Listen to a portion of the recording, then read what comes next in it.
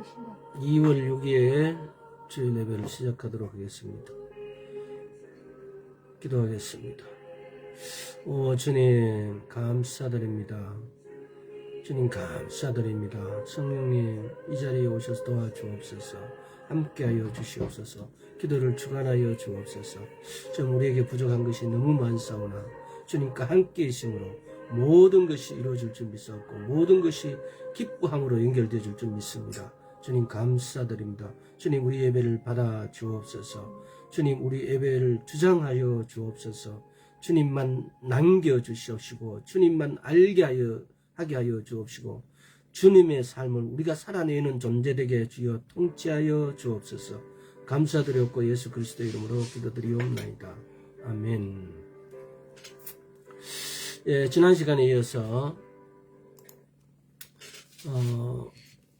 사도행전 11장 28절을 한번 읽어보겠습니다. 그중 아가보라 하는 한 사람이 일어나 성령으로 말하되 천하가 크게 흉년들리라 하더니 글라디오 때에 그렇게 됩니다. 성령으로 아가보라는 한 사람이 일어나 성령으로 말하되 이게 앞날에 대해서 말하는 거죠. 천하가 크게 흉년 들리라 하더니 글라우디오 때에 그렇게 되니라. 나중에 나오겠지만 지금 아가보는 하나님께 받은 계시를 예언하고 있는 거죠. 이제 이 부분에서 오늘 우리가 좀 중점적으로 살펴볼 필요가 있는 부분을 가지고 이야기를 하는 겁니다. 계시와 예언의 차이. 또 우리가 어떻게 하면은 우리가 어떨 때 어떻게 함으로 우리를 앞날을 내다보는 우리 전망 비전의 변화를 줄 것인가에 대한 겁니다. 어떻게 할 때? 우리가 성령님하고 교통할 때, 성령님하고 사귈 때. 그래서 이것이 시간에 여러 시간에 대해서 성령님과 교통하는 문제, 성령님과의 사귀는 문제를 이렇게 말씀드리고 있습니다만은, 근데 성령님하고 교통할 때 이런 여러 가지 문제, 여러 가지의 비전, 전망, 또 모든 문제를 해결해 주실 수 있는 분이다라는 걸 말하고 있지만은, 왠지, 성령님과 교통함에 대한 어떤 전제를 빼버리고 지식만 아는 것이 아닐까라는 염려가 들어오기도 합니다. 이게 무슨 말인지, 우리는 성경적 지식보다도 지식을 주는 그 주체를 알고 사랑해야 된다는 겁니다. 또 그분께 가야 된다는 겁니다. 그래서 성령님과 교통할 때, 성령님하고 우리가 교제할 때, 그분은 멀리 계시는 게 아니고 우리 안에 계시니까 그럴 때 우리에게 이런 변화를 주실 수 있는 분이라는 겁니다.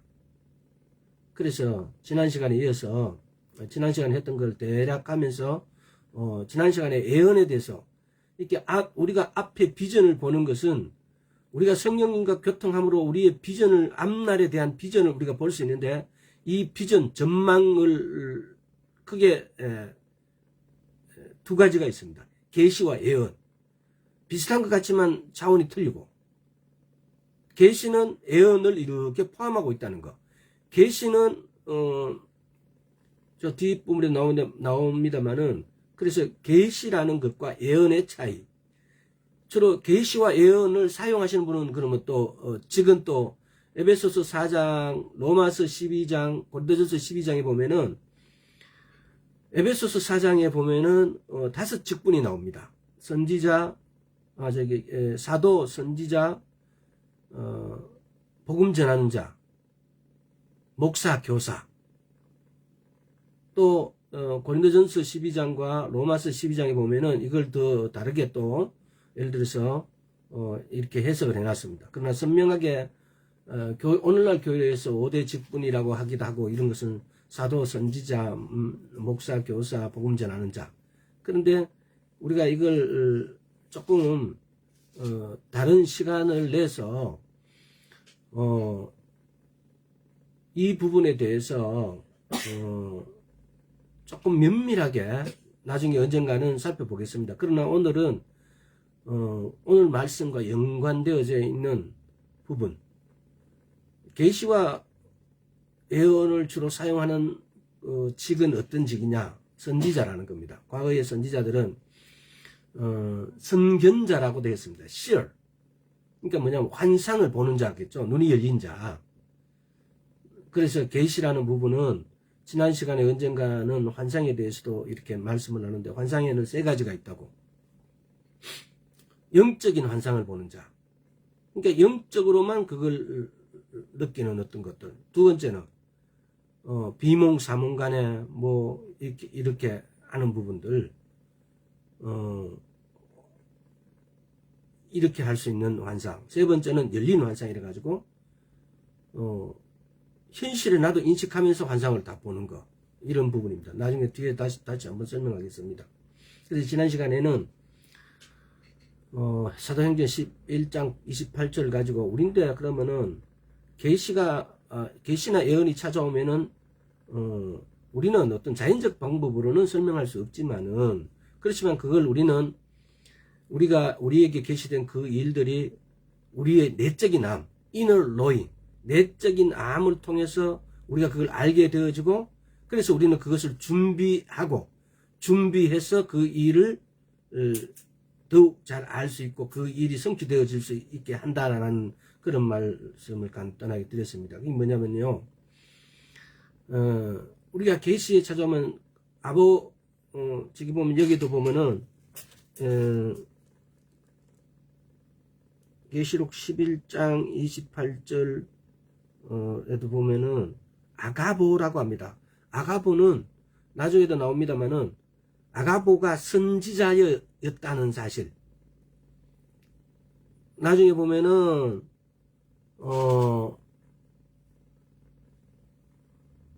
내 딸이 예언한 걸, 빌립의 딸입니까? 내 딸이 예언했다 그래요. 그 예언하는 그 예언과 아가보가 말하는 어떤 이 계시는 그 차이를 지난 시간엔 제가 예언에 대해서 이렇게 쭉 이렇게 해왔습니다. 그래서 오늘 이 시간도 예언의 나머지 부분과 또 계시는 어떤 게 있는지를 가지고, 계시는 뭘 보고 계시라 하는 것을 해서 비교해서 예언과 계시의 차이점을 알고, 또 마지막으로 예언과 계시를 사용하는 직종이라 그래야 됩니까? 에베소서 4장 11장에서 사도, 선지자, 교사, 목사, 복음 전하는 자, 목사, 교사, 이렇게 순서대로는 그렇게 되어 있죠.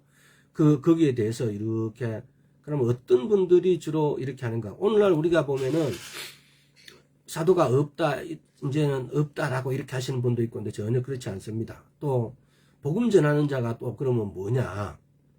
또 목사는 그러면 또 뭐냐? 또 교사는 뭐냐? 이런 부분에서 우리는 이 9가지의 은사들하고 이런 부분들을 제대로 이렇게 설명하고 이렇게 뭐 교차시킨다 그럴까요? 그렇게 해서 복음 전하는 자, 성경에서 에베소의 4장 11절에서 사도와 선지자, 그 다음에 복음 전하는 자 이렇게 나와 있을 겁니다. 아마. 그럼 복음 전하는 자를 갖다가 다른 데는 다른 말로 보면은 선포자라고 되어 있기도 해요. 또 그 다음에 목사, 교사. 그러니까 이게 킹제임스 번역에서 보면은 에베소 4장 11절에 목사가 딱 한 번 나와요. 목자는 여러 군데 나오죠. 여러분이 성경 단어 찾기 가면 목자는 여러 번 나오는데, 목사라고 이렇게 해석되어지는 부분은 세퍼드라 그럽니까? 목사를 목자 뭐 이렇게 세퍼드라 그러죠. 근데 목사로 이렇게 우리말로 지칭해 나오는 것은 에베소 4장 11절 딱 한 군데입니다.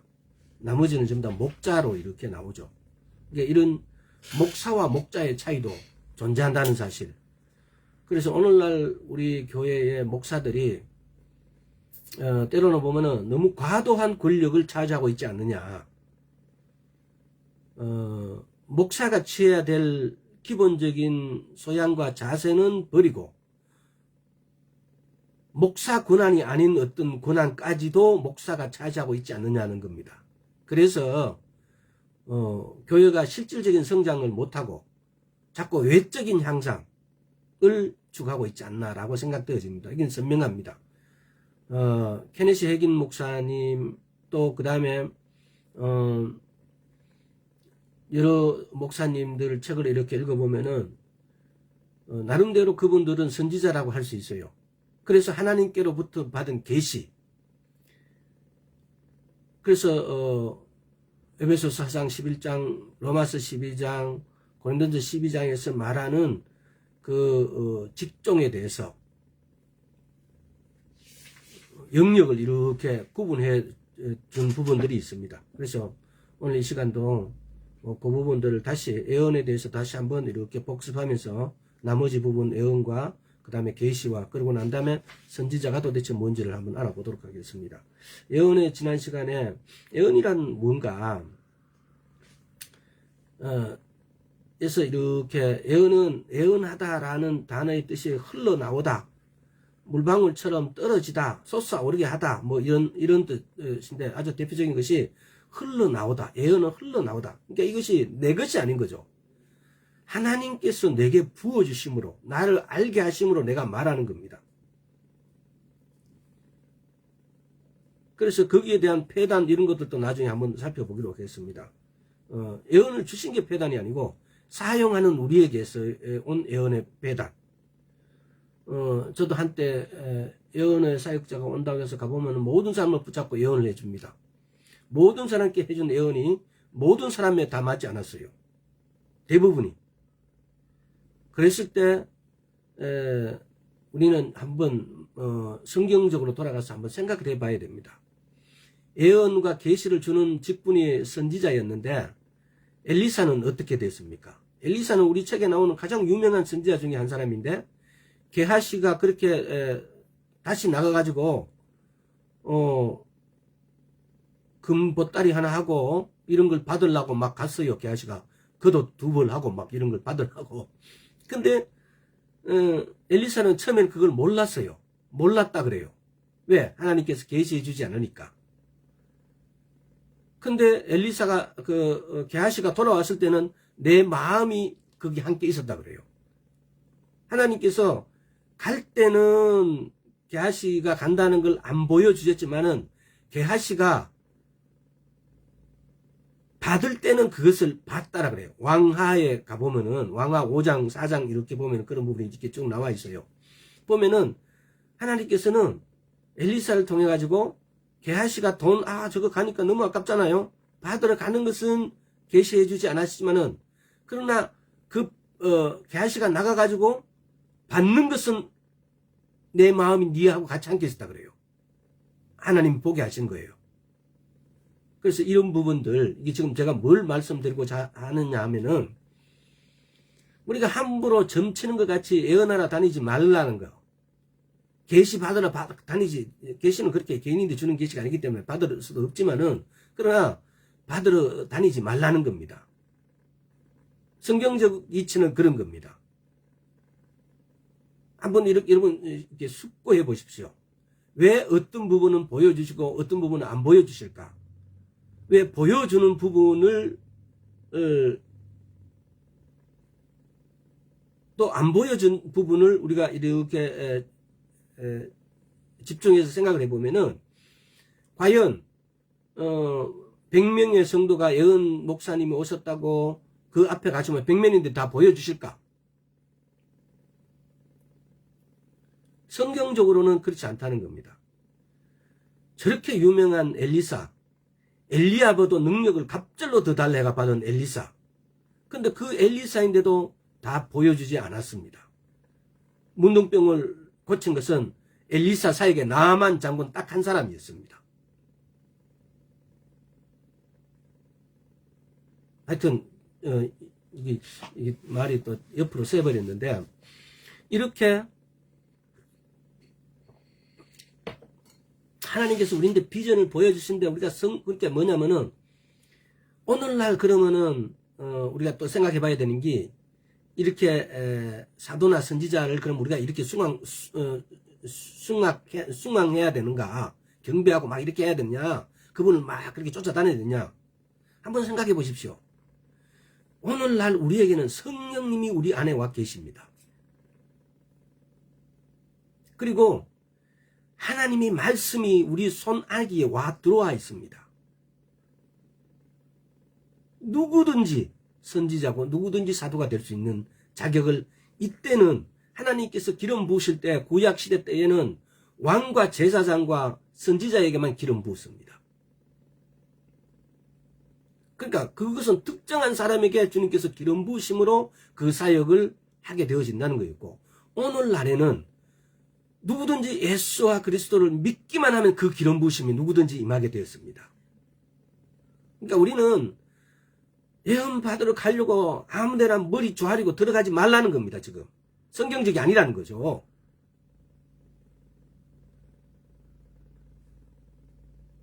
근데 이 부분이 그래서 영역을 이렇게까지 이렇게 넓혀버리니까, 주제는 우리가 성령과 교통함으로 우리가 미래를 또는 과거나 현재를 전망을 볼 수도, 이 비전을 볼 수 있는 어떤 비전을 갖게 된다는 건데, 이 비전은 이렇게 미래, 과거, 현재를 볼 수 있는 것은 계시와 예언이라는 겁니다.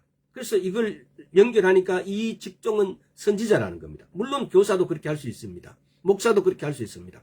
우리가 보면은 단지 선지자 사도는 뭐 그냥 선지자 사도인갑다 막 이렇게 평가하고, 목사는 목사인갑다 이렇게 평가하는데, 그게 아니고 하나님께서는 어떤 일을 감당할 수 있도록 감당할 수 있게 능력을 같이 붙여주십니다.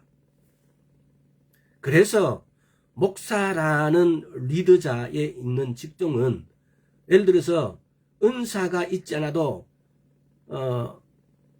말씀을 사역한다면, 말씀 선포자, 복음 전환자였다면 같이 이렇게 겸해지겠죠. 그러면 복음 전하는 자에게는 병 고치는 능력 경험의 은사, 이 행동하는 은사들, 쉽게 말하면은 이런 것이 따라온다는 겁니다. 그래서 그 선지자라고, 자칭 선지자라고 하는 사람, 자칭 사도라는 사람이 가짜인지 진짜는 우리는 얼마든지 말씀에 유의하면은 그 사람이 가짜인지 진짜인지 금방 알 수 있습니다. 그런데 너무 쉽게 우리는 넘어가 버립니다. 예언한 자면 그 예언이 용하더라. 용하더라. 이렇게 우리 많은 우리 여성분들도, 우리 선조들이 또 보면은 용하다는 말에 뿅 갑니다. 그냥. 그러면은 다 찾아가고 꼭 점을 봐야 됩니다. 거기에 현혹되지 마시고, 우리에게는 말씀이 너무너무 가깝게 있습니다. 과거 구약 시대 때 어떤 훌륭한 사역자, 어떤 훌륭한 선지자, 어떤 훌륭한 사도보다도 더 정확하고 더 확실하고, 히브리서 8장입니까? 히브리서 8장 한번 봅시다. 이거 갑자기 딴 데로 새는 것 같은데,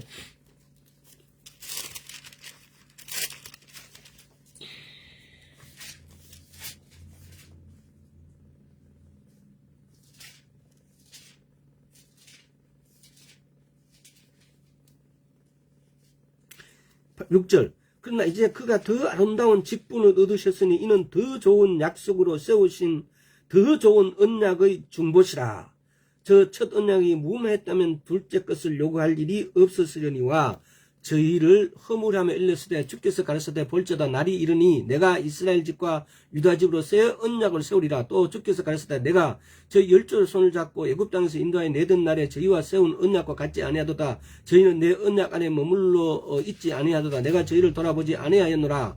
또 주께서 가르치되 그날 후에 내가 이스라엘 집으로 세울 언약이 이것이니 내 법을 저희 생각에 두고 저희 마음에 이것을 기록하리라. 나는 저희에게 하나님이 되고 저희는 내 백성이 되리라.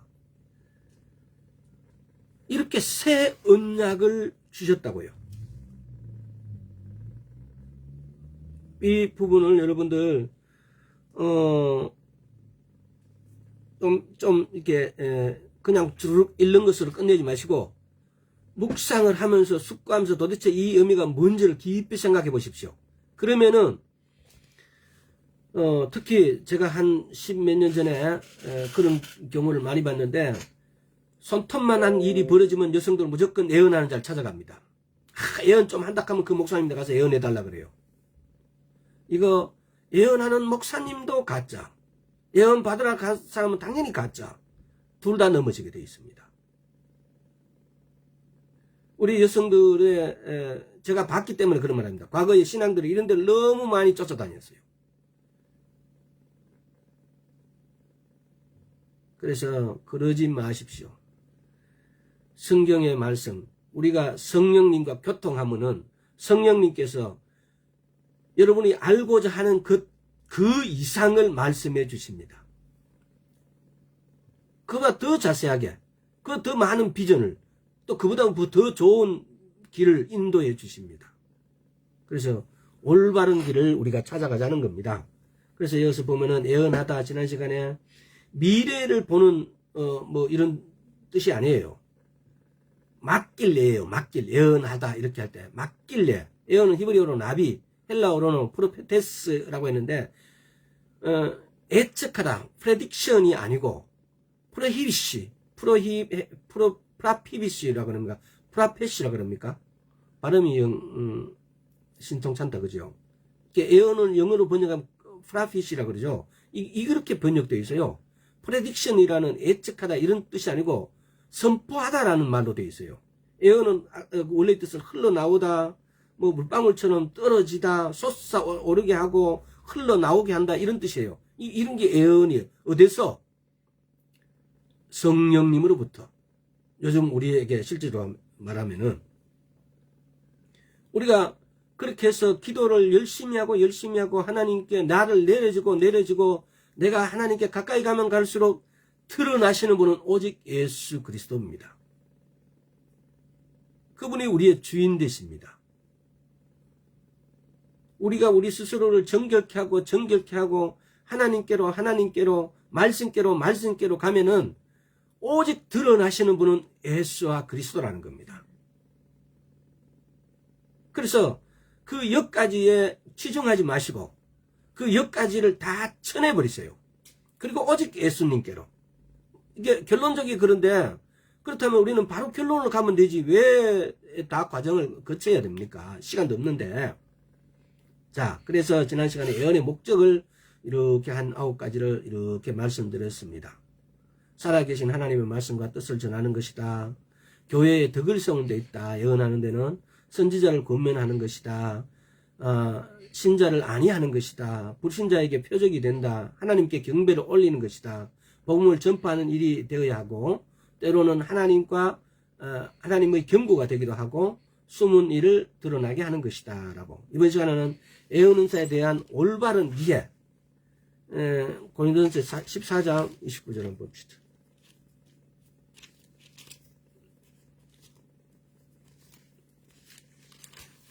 고린도전서 14장 29절 읽도록 하겠습니다. 예언하는 자는 둘이나 셋이나 말하고 다른 이들을 분별할 것이요.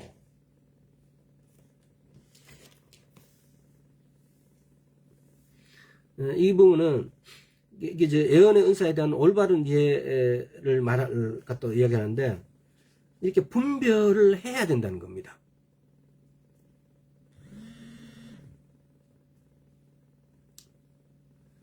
예언의 은사를 우리는 거의 거스림 없이 이렇게 막 받아들임으로 오히려 예언의 은사가 사탄의 말이 될 수 있다는 사실을 우리는 너무 쉽게 까먹어버려요.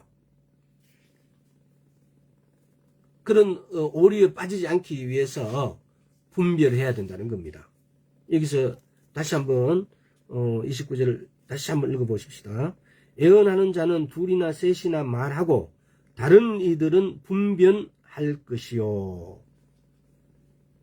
분변할 것이요. 이 키워드입니다. 분변해야 됩니다. 여러 사람이 예언한다고 해서 그 예언을 그냥 그대로 받아들인다는 것은 그럼 어떻게 분변합니까? 말씀으로. 말씀과의 합당한가?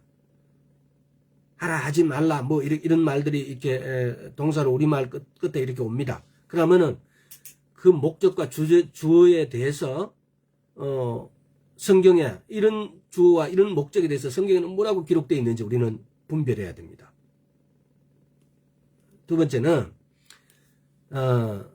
자기 고집 주장이 아니어야 한다는 겁니다. 자, 14장 펴으니까 14장 33절 하나님은 어지러움이 하나님이 아니요 오직 화평의 하나님이시라.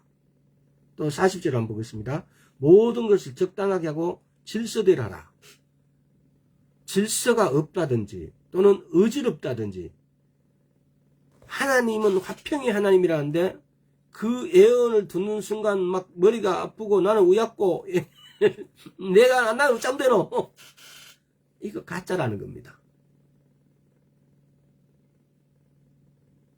예언을 듣는 순간 막 불안해가지고 뭐 어찌할 뻔하고 하면 어쩌게 됩니까? 이러면은 이렇게 봉투 열렸다 그러죠. 이렇게 속지 마시기 바랍니다. 그 다음에 인위적 해석을 해서는 안 된다. 자, 사도행전 21장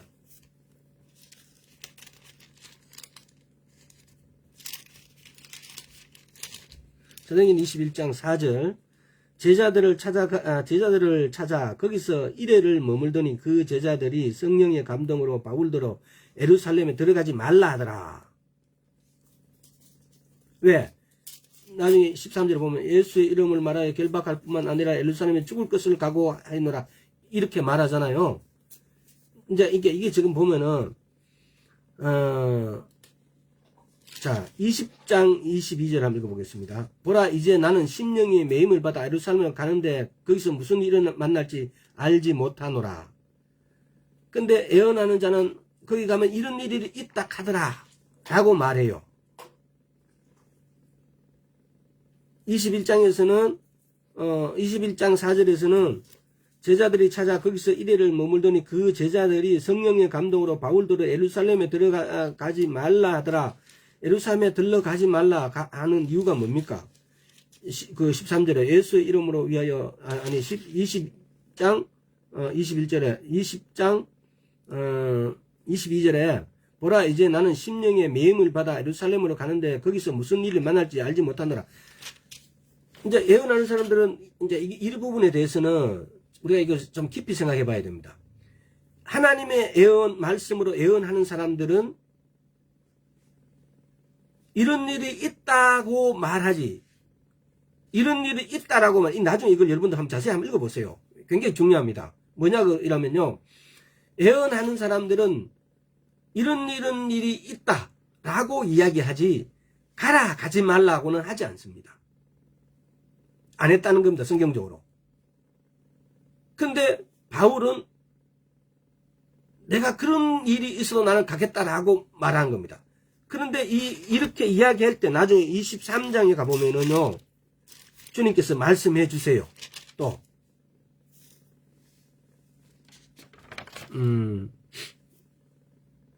이 부분이 뒤에도 나오니까 뒤에 가서 할까요?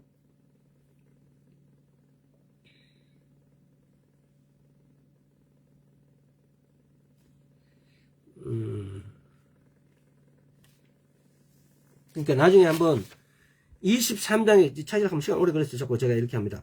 23장 가보세요. 그러면은 이렇게 하나님이 또 설명해 주세요. 또 거기 가서 네가 이런 일을 당하면 이렇게 이런 일을 해라 이렇게 당한다라고. 그러니까 지금 제가 이게 설명 오래 들을 수 없어서 간단하게 요약을 하면 이런 겁니다. 오늘날 우리가 예언 받으러 가면은 예언을 하는 것이 아니고 우리 행동을 제약하게 됩니다. 하나님께서 사울인데 전도의 사명을 맡겼는데 바울은 이런 일을 당해도 나는 가겠다라는 의지를 갖고 있는데 예언하는 자가 그거 가면 네가 이런 일을 당한다라고까지만 예언했지 절대로 그러니까 가지 마라 가라는 말은 하지 않았다는 겁니다. 근데 오늘날 우리 예언하는 사람들은 가지 마라 가라까지 네가 이런 일을 당하니까 가지 마라 가라 이렇게까지 이야기해버린다는 겁니다. 그래서 하나님의 일을 방해합니다. 그러나 23장에 가면 하나님께서 그런 일을 당하는 데에 하나님께서는 바울인데 이런 또 말을 해줍니다. 사도행전 23장 읽어보세요. 이렇게 지금 제가 하고자 하는 말은 뭐냐면요. 가짜와 진짜를 구별하라는 겁니다. 오늘날 예언하는 사람이 다 가짜는 아니겠죠. 근데 가짜로 예언하는 사람이 많다는 겁니다. 왜 사도행전을 보면서 우리는 사도행전 20장 21장 22장 23장을 보면은 바울인데 네 노마나 이런 노마 가지마 가면 죽는다. 가면 이런 일이 생긴다까지 했지. 가라 가지 말라. 그러니까 가지 마라. 그러니까 가라. 이렇게 하지 않았습니다. 바울은 그렇게 해서 노마에 가면 이런 일을 당할 거라고 했는데도 바울은 내가 죽을지언정 하나님 복음을 전한다고 가요. 갔는데 하나님께서 바울을 그 피할 길을 열어주신 겁니다. 쉽게 말하면은 그렇게 해서 오늘날 예언하는 사람이 예언하는 과 과연 어떤 이치냐. 오늘날 예언하는 사람은 전부치만 똑같습니다. 대부분들이. 전부치는 어떤 말을 합니까? 네가 가면 이런 일을 당한다. 그러니까 가지 마라. 아니면 이런 일을 당하니까 네가 가서 안 당하도록 부적을 사라 그럽니다. 그거하고 똑같다는 겁니다. 오늘날 예언하는 사람들이. 그러나 성경적으로는 가면 네가 이런 일을 당한다라고만 했지 가라 가지 마라는 절대 말하지 않았다는 겁니다. 그랬을 때 바울은 전도의 사명을 더 중요하게 생각했기 때문에 그래도 그 전도의 사명을 정하기 위해서 갔을 때 하나님께서 피할 길을 열어주셨다는 겁니다. 23장 읽어보십시오. 그래서 인위적 해석을 하지 말라는 겁니다. 다음에 거짓 예언도 있다. 응?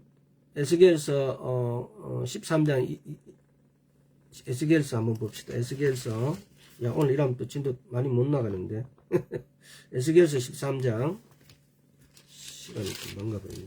자 에스겔서 13장 2절에서 8절 자 읽어보겠습니다. 인자 너는 이스라엘 예언하는 선지자를 쳐서 예언하되 자기 마음에서 나는 대로 예언하는 자에게 말하기를 너는 여호와의 말씀을 들으라. 주 여호와의 말씀에 번곳 없이 자기 심령을 따라 예언하고 우매한 선지자에게 화가 있을진저 이스라엘아 너희 선지자들은 황무지에 있는 여우 같으니라. 너희 선지자들이 성 무너진 곳에 올라가지도 아니하였으며 이스라엘 족속을 위하여 여호와의 날에 전쟁을 방비하게 하려고 성벽을 수축하지도 아니하였느니라. 여호와께서 말씀하셨다고 하는 자들이 허탄한 것과 거짓된 정죄를 보며 사람으로 그 말이 굳게 이루기를 바라게 하거니와 여호와가 보낸 자가 아니라 너희가 말하기는 여호와의 말씀이라 하여도 내가 말한 것이 아닌즉 어찌 허탄한 묵시를 보며 거짓된 정죄를 말한 것이 아니냐. 그러므로 나 주 여호와가 또 말하노라. 너희가 허탄한 것을 말하며 거짓된 것을 보았은즉 내가 너희를 치리라. 나 주 여호와의 말이라. 허탄한 것을 보고 거짓 예언을 전하는 자를 주님께서는 뭐라고 그럽니까? 내가 너희를 치리라 그럽니다. 성경적으로는 허탄한 예언을 하는 자와 허탄한 예언을 따르는 자는 동일한 죄에 취급해버립니다. 이래 너희를 쳐버린다는 겁니다. 너희 복수잖아요. 예언 잘못한 자만 치는 게 아니고 그 예언을 따르는 자도 친다는 겁니다. 여러분 우리도 보면은 우리 기독교적인 역사에서 보면요. 한때 예언 사역으로 유명했던 분들이 망한 사람 지금 보이지 않는 사람 수두룩합니다. 왜 그럴까요? 허탄한 것을 두고 예언했기 때문에. 이 에스겔서 13장에서 나왔던 것처럼 거짓 선지자들이 예언했기 때문에요. 오늘날도 이런 분들이 비일비재하다는 겁니다. 그래서 오늘날 우리는 우리에게 예언해주고 우리에게 답답하고 우리 앞날을 보이지 않을 때 우리 앞날을 열어주시고 우리를 인도하실 분이 우리 안에 와 계십니다. 그래서 우리는 성령님께 가야 되는 겁니다. 어떻게 해서 성령님을 만날 수 있나요? 말씀께로 가는 것이 곧 성령님을 만나는 겁니다. 우리 눈에 보이지 않고 우리가 만질 수도 없는 성령님. 그러나 우리 안에 존재하고 계신 성령님. 우리는 그분께 가는 방법이 말씀께로 가는 것. 또한 2차적으로 그분께 말을 거는 겁니다. 우리 안에 존재하고 우리 눈에 보이지 않지만 그분 계시니까 우리는 그분을 계신다는 것을 인정하고 계신다는 것을 믿음으로 그분께 말을 걸 수 있습니다. 그분은 말씀하시는 분입니다. 지금 계속 성령님에 대해서 다루고 성령님께 대해서 알아가는 것은 우리 안에 계신 그분을 우리는 나타내줘야 됩니다. 우리 앞에 나타내어졌다고 믿고 그분과 대화하고 그분의 말씀을 추종하는 겁니다. 그래서 그분의 음성이 들리지 않는다는 것은 말씀을 모르기 때문입니다. 그분의 음성은 그분의 이 말씀으로 말씀하신 분이기 때문에. 그래서 말씀을 주구장창 읽으면 묵상하면 묵상할수록 그분은 말씀으로 바로 내게 말씀하신다는 겁니다. 예수를 믿는 것은 이것이에요. 도대체 우리가 믿은 예수는 도대체 무엇이었습니까? 수십 년을 예배당에 그야말로 그 바닥이 다 닦을 만큼 부지런히 왔다 갔다 했는데 남은 것이 뭐예요?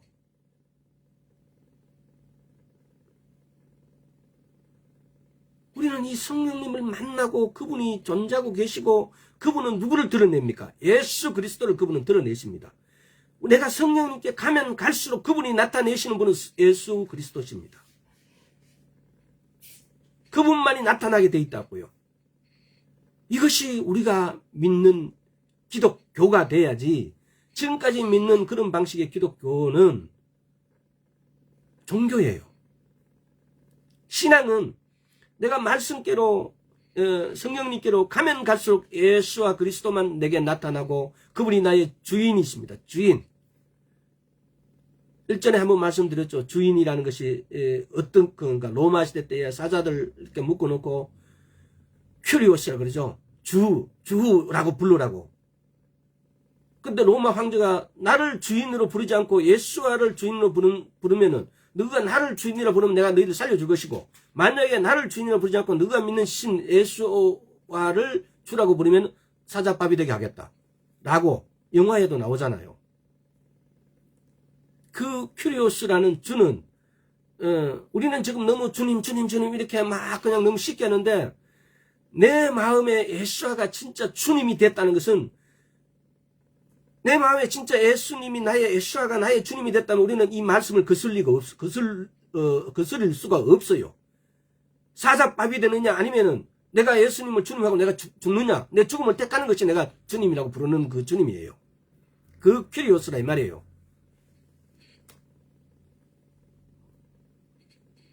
근데 너무 쉽게 주님 하고 이렇게 부를 수 있으니까 시대가 좋아져서, 그래서 너무 쉽게 주인을 바꾸기도 해요. 그러지 맙시다. 또 여섯 번째는 애언하는 자의 영은 애언하는 자에게 제재를 받는다. 이것도 역시 고전 14장에서 이렇게 찾아볼 수 있고,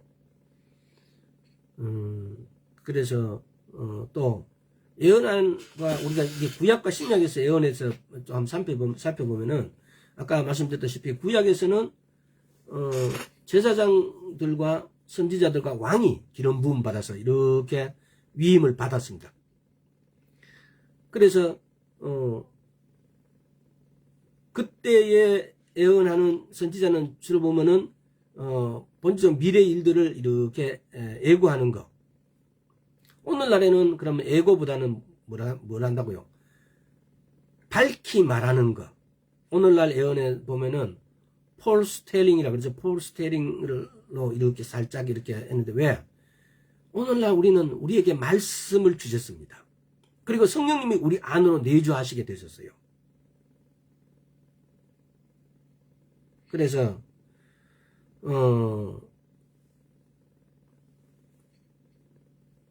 우리가 예언한다, 계시 또는 비전을 보기 위해서 어떤 목적보다는 수단에 더 이렇게 얽매서 은사를 받으려고 하는 어떤 이런 부분들, 이렇게 특별히 보면은 은사 집회하고 막 이런 데 가보면은 제가 말하는 것이 다는 아니겠죠. 하지만은 저는 거기에서 어떤 부정적인 측면을 상당히 많이 봤어요. 어떤 은사적인 어떤 그것만 받으려는데 굉장히 목적이 있었다는 겁니다. 그러니까 주객이 전도가 된 거죠.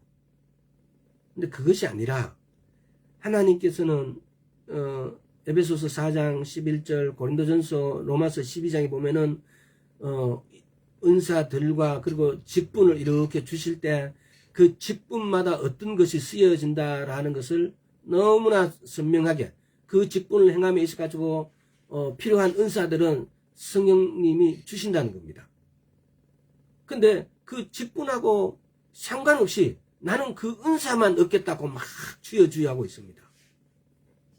이게 뭐 본질이 완전히 바뀐 거죠. 그래서 여러분, 예수를 믿는데 이렇게 거꾸로 믿는 것은 믿는 게 아니에요. 하나님의 목적과 하나님의 뜻에 합당한 것 충분히 고려하시고 한번 좀 다시 한번 생각해 보시기 바랍니다. 그래서 오늘은 또 계시. 자, 계시라는 것은 하나님께서 우리한테 비전을, 성령님과 우리가 성령님께 가까이 가면은 성령님께서 우리한테 비전을 주시는데, 계시와 예언이 우리에게 주시는 비전에 가장 적합한 말인 것 같아요. 그래서 왜? 우리가 성령과 교통함으로. 근데 그걸 받아서 우리가 우리 자신의 일만 알기 위해서 그런 걸 받나요? 하나님의 뜻을 이루기 위해서, 하나님 나라를 만드는 데 있어 가지고 내가 주춧돌이 되기 위해서 나의 쓰임새가 하나님의 나라를 위해서 쓰여진다면은, 그때 하나님이 내 돌이란 나란 이 어떤 벽돌 하나를 하나님이 쓰기에 합당하게 만들고 깎는 것입니다.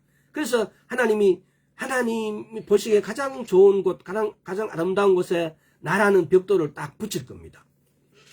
그래서 내 벽돌 위아래로 많은 벽돌이 쌓이게 되겠죠. 건물을 짓는 데다가 비교하자면은. 그러면 그 벽돌이 위에 밑에 있는 돌에게는, 가장 밑에 있는 돌은 나의 가장 안전한 지지대, 좌우 위에 있는 벽돌에서 내가 가장 꼭 맞는 돌이어야만이 내가 그 자리에 쓰임 받을 거다 이 말입니다. 자, 그래서 우리가 하나님의 뜻을 무시하고 내 뜻을 강조하는 신앙 멀리 합시다. 하나님의 뜻을 더 가까이 하고 하나님의 뜻에 합당한 나를 만들기 위해서, 그러면 1차적으로 해야 되는 게 뭐예요? 내가 말씀께로 가야 된다는 겁니다. 내가 말씀께로 가면은 나타나시는 분이 예수와 그리스도시고, 내가 말씀께로 가면은 나를 인도해 주실 분이 성령님이에요. 왜 그분을 우리한테 보내주셨겠어요? 예수님께 대해서 더 잘 알아라고, 예수님께 대해서 정확하게 알아라고, 예수님께 대해서 예수님의 뜻이, 목적이 뭔지를 이 성령님을 통해서 우리는 다 배울 수 있어요. 그래서 이분으로 통해서 우리는 은사도 받고 필요한 우리 직분에 맞게끔 내가 하고자 하는 어떤 것들과 하나님이 바라는 어떤 것들과를 매치시켜서 내인데 가장 합당하게 내게 주기로 했던 어떤 부분들을 이 성령님을 통해서 우리에게 온다는 겁니다. 계시란 아포칼립스라고, 그런데 아포는 덮다라는 뜻이고 칼립스는 아포는 제거하다, 칼립스는 뭐 덮다 이런데, 이게 덮인 걸 제거하는 거. 리벨레이션이라 그럽니까? 리벨레이션이라 그럽니까? 우리가 뭐 계시, 이것도 뭐 예언이나 뭐 계시나 약간의 거기서 그 차이인데, 히브리어는 아까 예언은 나비. 우리 내비게이션, 내비, 이게 히브리어잖아요. 그래서 계시란 히브리어로 네부아라는 예상하다 뭐 이런 뜻이고, 헬라어로는 프로페티아, 선지자라면 프로페테스 뭐 이렇게 헬라어는 이것까지 알 필요 없습니다. 그냥 그렇다는 겁니다. 뜻은 베일같이 가려진 것이 벗겨지는 걸 말합니다. 자, 그러면은 베드로 후서 1장, 계시가 뭔지를 한번 찾아봅시다. 베드로후서 1장 19절에서 21절. 또 우리에게 더 확실한 예언이 있어 어두운 데 비치는 등불과 같으니, 날이 새어 샛별이 너희 마음에 떠오르기까지 너희가 이것을 주의하는 것이 아니라, 먼저 알 것은 경외의 모든 예언은 사설의 것이 아니니, 예언은 언제든지 사람의 뜻으로 낸 것이 아니요 오직 성령의 감동하심으로 입은 사람이 하나님께 받아 말한 것입니다. 더 확실한 예언이 있어 어두운 데 비치는 등불 같으니 날에서 샛별이 너희 마음에 떠오르기까지 너희가 이것을 주의하는 것이 더 확실한 예언이 무엇일까요? 자, 계시록 1장 1절 한번 봅시다. 예수 그리스도의 계시라. 이는 하나님이 그에게 주사 반드시 속히 될 일을 그 종들에게 보이시려고 그 천사를 그 종 요한에게 보내어 지시한 것이라. 그 천사를 요한계시록 요한이 썼잖아요. 그 천사를 요한에게 보내어 지시한 것이래요. 계시. 에베소서 3장 3절에서 7절도 한번 볼까요?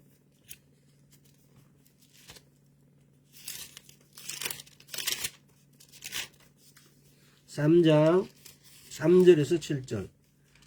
곧 계시로 내게 비밀을 알게 하신 것은 내가 이미 대강 기록함과 같으니 이것을 읽으면 그리스도의 비밀을 내가 깨달은 것을 너희가 알 수 있으리라. 이제 그의 거룩한 사도들과 선지자들에게 성령으로 나타내신 것 같이 다른 세대에서는 사람의 아들에게 알게 하지 아니하였느니라. 이는 이방인들이 복음으로 말미암아 그리스도 예수 안에서 함께 후사가 되고 함께 지체가 되고 함께 약속에 참여한 자가 됨이라. 이 복음을 위하여 그의 능력이 역사하신 대로 내게 주신 하나님의 은혜의 선물을 따라 내가 일꾼이 되었노라. 그리스도의 비밀. 4절에 그 그리스도의 비밀이 뭡니까? 이는 이방인들이 6절을 말하잖아요. 이는 이방인들이 복음으로 말미암아 그리스도 예수 안에서 함께 후사가 되고 함께 지체가 되고 함께 약속에 참여한 자들입니다.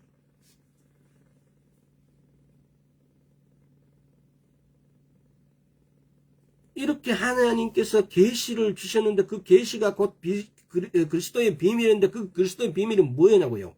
그것이 바로 이방인들도 예수와 그리스도를 믿음으로 이방인들도 구원을 받는다는 내용입니다. 지금 이것이 그리스도의 비밀이었대요.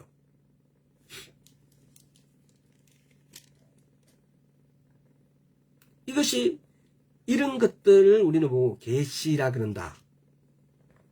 지금 그러면 계시와 예언에 조금 더 이렇게 헷갈릴 수가 있는데 쉽게 말하면은 음악적으로 표현하면 그래요. 어떤 작곡자에게 영감을 주신 것은 계시예요. 그 작곡자 그 영감을 악보로 표현한 것은 이거는 예언이다 이거죠. 이렇게 비유하고 또 보면은 계시록 1장 1절에서 보면은 자 계시록 1장 1절을 돌아가 봅시다.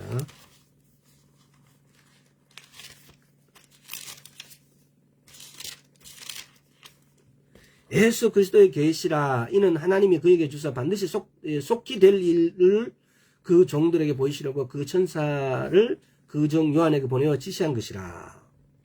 계시가 뭐냐? 하나님의 큰 뜻을 이렇게 보여주려고 큰 그림을 보여주려고 무엇에 해당하는 것은 계시고 또 예언은 하나님의 계시의 큰 그림 안에서 어떻게 펼쳐나가는지를 구체적인 설명하는 것이 예언이다. 전부다. what과 how의 차이. 예를 들어서 이거는 은유적으로 이렇게 표현해 놓은 겁니다. 계시와 예언의 차이를. 계시 레버레이션은 하나님의 자신을 나타내는 것. 계시는 영어로 레버레이션이라고 그러죠. R-E-V-E-L-A-T-I-O-N. 예언은 프라피시 미래의 일을 이야기해 주는 거 뭐 이렇게 좀 이렇게 영어로 표현하면 그렇게 되어 있는데 자 고린도전서 14장 29절 한번 봅시다.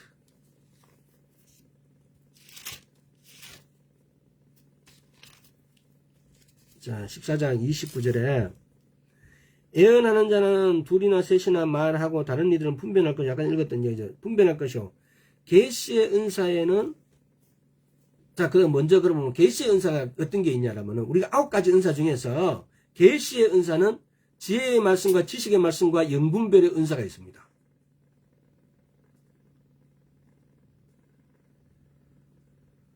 말하는 은사에는 방언과 방변, 통변과 예언하는 은사가 있습니다. 행동하는 은사에는 병 고치는 거, 능력 행하는 거, 또 뭐 하나 남았죠? 믿음의 은사. 이게 은사가 9가지인데, 그걸 또 세 종류로 이렇게 분류를 하게 되어지면은, 말로 하는 은사 3가지. 방언, 통변, 예언하는 은사. 계시하는 거. 지혜의 말씀과 지식의 말씀과 연분별하는 은사. 손으로 행동으로 하는 거. 병 고치는 은사, 능력 행하는 은사, 믿음의 은사. 이게 파트별로, 9개를 파트별로 3개로 이렇게 따로 구분했습니다. 이게 뭐냐면은, 마음으로, 생각으로 하는 은사가 있고, 말로 하는 은사가 있고, 손으로 하는 행사가 있다, 이 말입니다. 그게 비유를 하자면은, 그렇게 해서 9가지 은사를 이렇게 나눠놨습니다.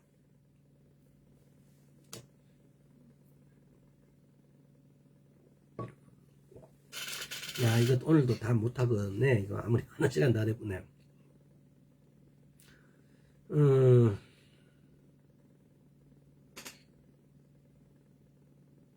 자, 아까 전에 말하려다가, 아까 전에 하다 그 부분이 또, 사도행전 21장 한번 봅시다. 아까 전에 말하다가 제가 시간 간다고 그냥 줄여버렸는데, 사도행전 21장, 8절에서 11절.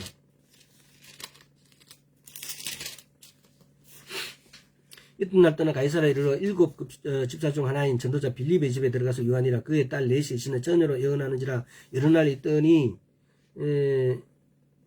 있더니 한 선지자 아가보라 하는 선지자 아가보 하는 이가 유대로부터 내려와 우리에게 와서 바울의 띠를 가져다 자기 수족을 잡아매고 말하기를 성령이 말씀하시되 예루살렘에서 유대인들이 이같이 이 띠 인자를 결박하여 이방인의 손에 넘겨주라 하거늘. 지금 여기 보면 이제 이게 선지자와 어떤 이런 걸 구분해 한 겁니다. 지금 그걸 말씀드리려고 하는 겁니다. 뭐냐면은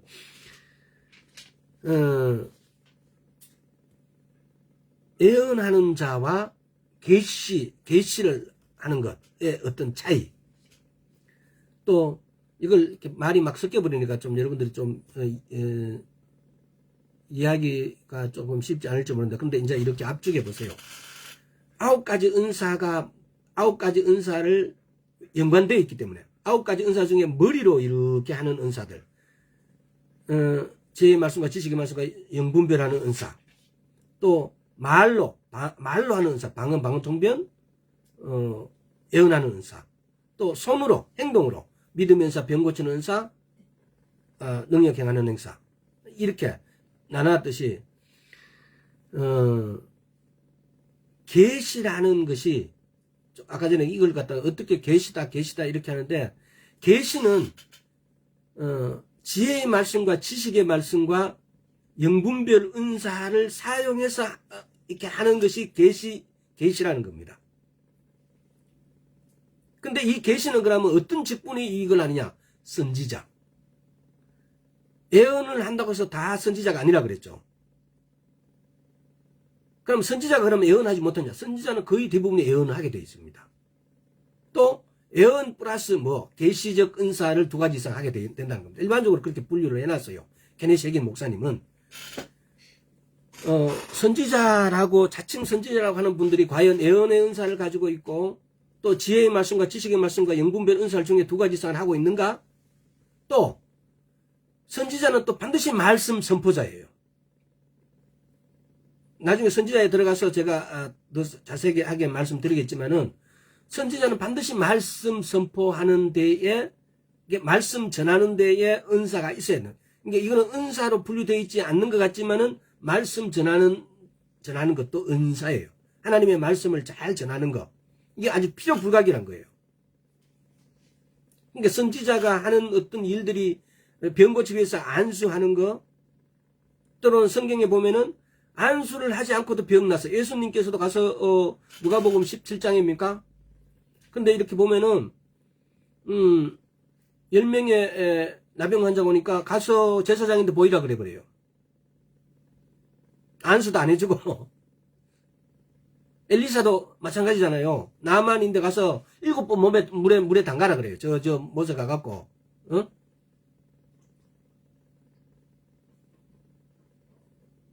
또 예수님은 또 그러잖아요. 어떤 눈 못 뜨는 장님에게는 침을 뱉어가고 진흙을 막 비벼가 거기다 눈에도 발라줘요. 근데 우리는 보면은 마태, 마가, 누가, 요한 복음에서 예수님께서 병을 고치시는 것들 또는 이사야서나 에레미야서나 기타 에스겔서에서 옛날에 선지자들이 이렇게 어떻게 병 고치는 거 보고 우리가 때로는 그 이해가 안 될 때가 있어요. 왜 이 사람이 되는 침을 뱉다가 저렇게 했고 저 사람은 안수에 고치고 저 사람은 막 이렇게 고치고 저 사람은 저렇게 고치고 왜 그렇게 할까? 예수님조차도 와서 보세요. 누가복음 12장에서는 가서 선지자인데 가서 보이라. 그럼 가는 중에 나서버리고 선지자인데 보이려고 가다가 문둥병 10명 중에 10명이 딱 이렇게 고침을 받아버려요. 안 가는 사람도 고침 못 받겠죠. 또 어떤 사람들은 눈 못 뜨고 이렇게 하니까 진흙에다가 막 침을 뱉어갖고 막 이렇게 발라주세요. 어떤 사람 말로 그냥 이렇게 하고 어떤 사람 침 발라가 이렇게 해주고 어떤 사람 안수해갖고 막 해주고 왜 이렇게 하실까? 또 엘리사 같은 경우는 또 왜 그렇게 어떤 거는 주님께서 보여주시고 어떤 거는 안 보여주시고 게하시가 뭐가 잘못해갖고 게하시 전마 한번 골탕 먹이려고 니 그렇게 아니 받는다 그래서 니 밭대를 내리시는 걸까? 왕하의 4, 5장 이렇게 보면은 게하시가 어떻게 했고 엘리사가 어떻게 했는 게 쭉 나와요. 왕상의 끝머리 가서 엘리야가 하다가 다음에 그 바통을 받아갖고 엘리사가 보면 왕하 초반부에 엘리사가 사역이 나오지 않습니까?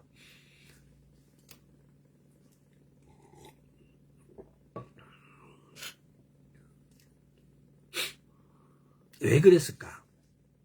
여러분 어떻게 생각하세요? 왜 그렇게 했는지. 이거 연구하지 마세요, 여러분. 이거 고민 빠지지 마세요. 성령님이 그렇게 하락하니까 하는 거예요. 무엇이 특별한 게 있어갖고 뭐 어떤 게 그거 연구해봐야 답이 없어요. 나중에 하나님 나라 가면 한번 물어보세요. 진짜 궁금하고 그거 아직도 알아야 되겠다 싶으면은 성령님이 그렇게 하라고 하시니까. 성령님이 침 뱉다가 예수님 마찬가지세요. 성령님이 침 뱉어갖고 이렇게 빼갖고 발라봐라. 왜? 예수님은 성령님 자신이잖아요. 그분의 영이잖아요.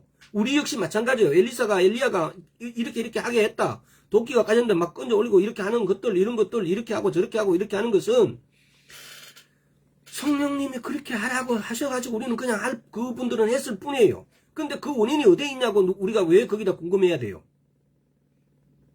성령님께. 그럼 우리는 진짜 궁금한 게 뭐여야 돼요? 왜 성령님하고 나는 그렇게 교통함이 없느냐 이 말이에요. 우리의 고민은 거기 가서 나는 성령님하고 교통하겠다라고 우리가 다짐하고 그분과 교통하기 위해서 내가 뭘 해야 되느냐가 우리의 궁금한 점이 돼야 돼요. 그래서 우리는 말씀께로 가야 되는 거죠. 주구장창 말씀을 읽고 묵상하고 그래서 말씀이 내 안에서 나와 하나가 되어지면은 성령님은 당연히 말씀으로 말씀하시고 그 이외의 것으로도 말씀해 주십니다. 이것이 크리스찬이에요. 이것이 예수를 믿는 사람이에요. 이렇게 성령님과 교통하는 사이가 만약에 지금 우리가 성령님하고 교통하지 않는다면은 예수님 오셨을 때에 성령님과 교통한 사람들은 올라가고 있는데 여러분은 그 소식을 내일쯤 듣게 될지도 모릅니다. 올라갈 사람 올라가고 휴고됐다고.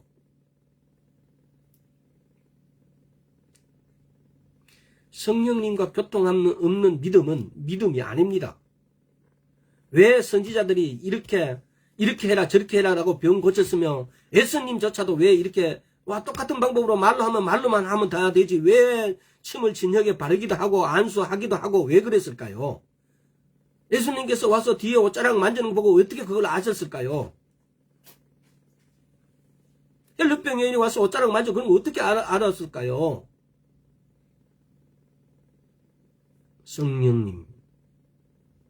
성령님이 가르침에 의해서 성령님이 말하게 하심에 의해서 성령님이 말하심에 의해서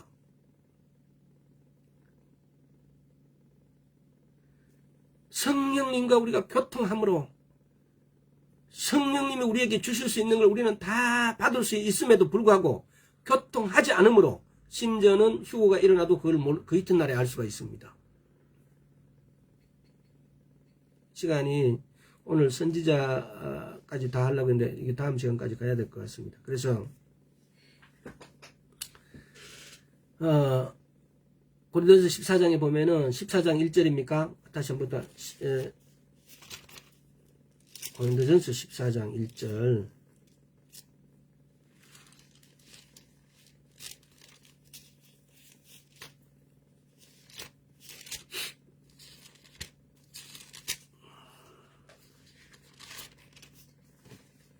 사랑을 따라 구하라. 신령 것을 사모하되 특별히 애언하려고 하라. 우리는 이런 말씀들을 너무 쉽게 떠내려 보내요. 왜 우리 보고 애언하라고 그렇게 하셨을까요?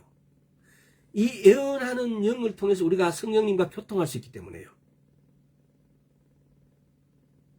하나님과 교제할 수 있는 방법이라는 거죠. 교통하기 위해서. 오늘날 우리의 믿음의 가장 큰 포커스는 우리 안에 왜 하나님께서 예수님께서 피 흘리시고 죽으시고 그렇게 비참하게 죽으시고 우리인데 성령님을 보내주셨을까요? 이분하고 교통하라고. 9가지 은사 중에서도 특별히 예언하라고 이렇게 말씀하신 이유는 또 뭘까요? 교통하라고. 예언을 주님께서 우리 주시면 그 예언을 이렇게 우리인데 접목돼서 받는 순간 우리는 성령님과 교통하게 되어 있습니다. 이렇게 교통하는 데에 한번 포커스를 두고 이렇게 특별히 예언하라라는 구절을 읽을 때 우리가 한번 포커스를 한번 그쪽으로 한번 맞춰보자고요. 이렇게 했을 때 예언하는 것은 9가지 은사 중에 중요하지 않는 게 어디 있겠습니까? 다 중요한데 그 중에서도 이렇게 성령님하고 교통하는 거. 오늘날 우리의 믿음들은 성령님과 교통함에 우리의 목적이 없었어요. 왜 하나님께서는 우리인데 성령님을 보내주셨는데 그냥 성령님 가만히 계시고 나는 나대로 가만히 있으라고 이렇게 보내주셨나요? 예수님이 그분이 죽으시고 보내주신 분이에요. 그렇게 피 흘리시고 죽으시고 보내주신 분이에요. 뭐 때문에?